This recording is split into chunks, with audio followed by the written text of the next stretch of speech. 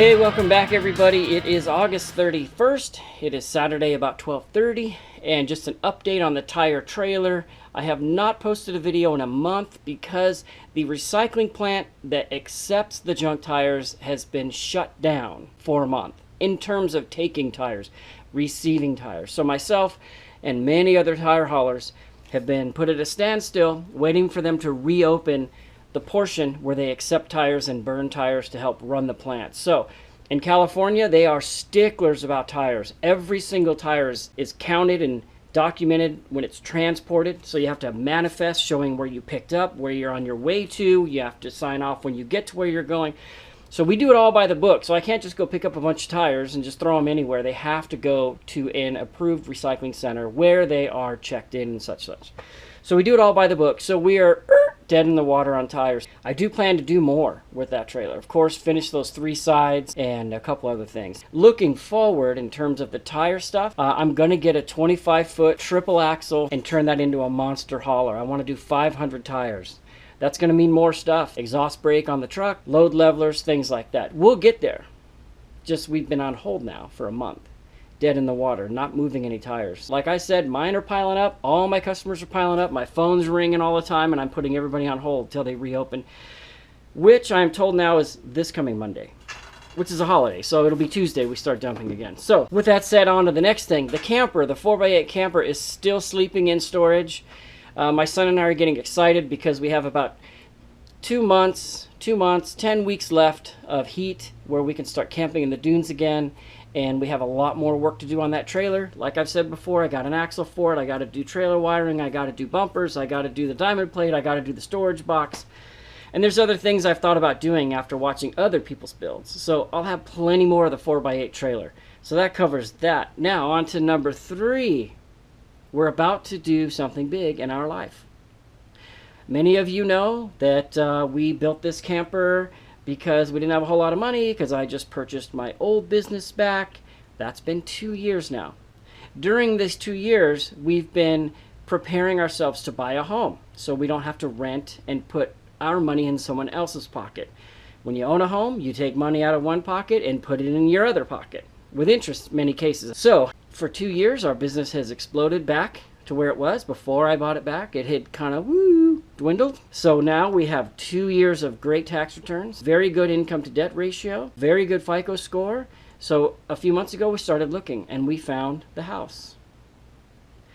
My wife and I have had some interesting moments these last 13 years. We purchased a home in 2006 and it was a brand new home on 5 acres, and I improved about 1 acre of it. I did double fencing. I did RV road around the exterior fence. We had RV parking. We put in a huge pool. We put in huge grass. We did all kinds of work. We sunk double 6 digits into the backyard.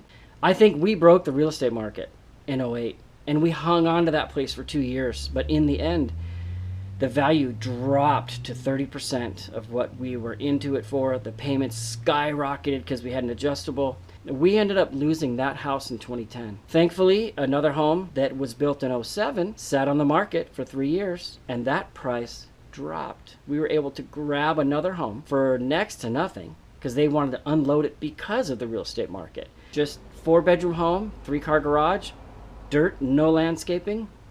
And we took that home and we spent 5 years landscaping, cement, patios, walkways, awnings front, awnings in the back, 51 trees on drip, horse corrals. We put a pool in. We made a racetrack. We had a ton of fun in that second house. We lost the big one with the big pool. Well, we call it the big pool house. We lost that. We acquired another one. We had a ton of fun on that house. And one of the best things about that place was it was isolated. We had an oasis out there. You could do anything you wanted at any hour of the night, and you weren't going to bother anybody. I had a drum set in the garage. We would have the garage door open at 10 o'clock at night, just wailing on those drums. Nobody cared. We had some neighbors close by, so when we had crazy weather, like we've had some crazy lightning storms out there, crazy flash floods, we could communicate with each other. Hey, everything cool over there? We're cool. Power goes out. We're swapping generators and stuff like that. It was a good time. So when we moved back to the high desert here, I had a checklist. I wanted to be isolated again, but with neighbors. several acres is what I wanted. I wanted a view, west, northwest facing view of the sunsets. We wanted a modern home built in like the mid-2000s with stucco on the outside, tile roof. We needed 4-bedroom fence, and somewhere where I can still get to work and Mama can still get to all the shops. Kind of right in the middle, giving her about a 15-20 minute drive, me about a 30-minute drive. We found the house. I'm going to show you all these pictures here. As you can see, there's absolutely no landscaping. So once again, in 13 years, we are going to build another yard around this house. I'm going to vlog the entire thing, from sod to walls to pathways. We are going to eventually do a pool off the back of that property overlooking the whole desert there. So we're really excited. Where are we now? Is it bought yet? No, we're in escrow. And we're just waiting for a couple final T's to be dotted and I's to be crossed. So we should know in a few days. So it's not a for sure thing, but we are excited. And maybe you can tell I haven't slept much because I've been kind of excited. Another cool thing about this house is from my home, I can come out of my back door and go up over into the mountains. There's legal roads. In 10 or 15 minutes, we can be at 7,000 feet. And from there, there are hundreds of miles for riding, with cool destinations like Lake Arrowhead, Lake Gregory, Running Springs, Big Bear, of course, where you can ride in, have lunch in there, maybe swim in the lake, check out some creeks, all kinds of stuff to do up in there. So it'll be a great spot for me and my bro who like to go riding. We're stoked about that. There's just so many cool things about this place.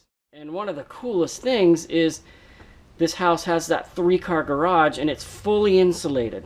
So I plan to put a swamp cooler system in there to cool the entire garage. It'll just be so nice to have that 3-car garage to work on the trailer with and stuff after working out of this little tiny box here, which I'm thankful for. We've had a lot of fun, but it's going to be so nice having all that room for tools. And you see how I have everything just stacked all over the place. It'll be so nice to have room for everything. We don't want to move for a while now if we get this place, and we just want to make it our own and have it be a nice place for people to come to visit. And our kids are now starting to have babies, so grandkids come to visit. We're thinking about those things. So it's going to be a lot of fun.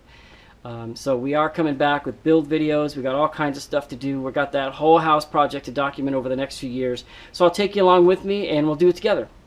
So thanks for all the kind comments, and the next video we'll know if we got the house or we didn't. So we'll see how it goes. I'll try to get some sleep. See you later.